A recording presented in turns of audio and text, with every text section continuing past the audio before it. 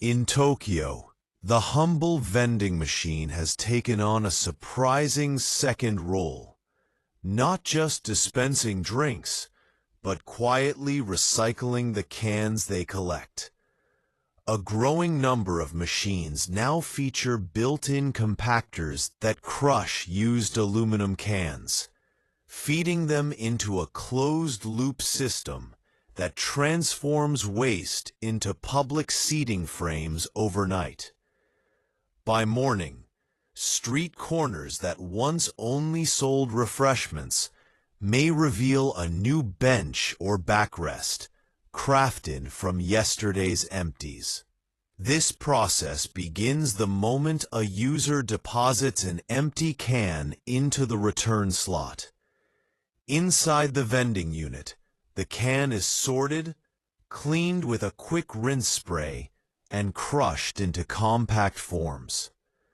These are collected nightly and sent to microprocessing centers nearby, some integrated within larger stations or depots, where the aluminum is melted and molded using modular bench frame designs. The resulting furniture appears across plazas, parks, and station waiting zones.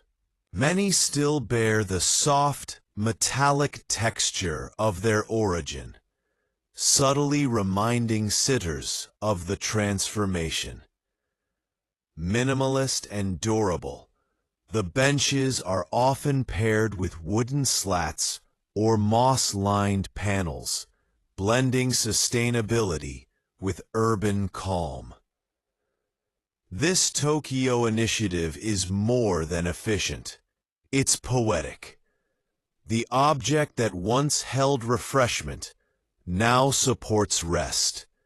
It's a seamless loop where nothing goes to waste, and every sip may eventually offer someone a place to pause. Hashtag Tokyo Seats from Cans, Vending to Rest, Aluminum Reborn, Hashtag FB Lifestyle.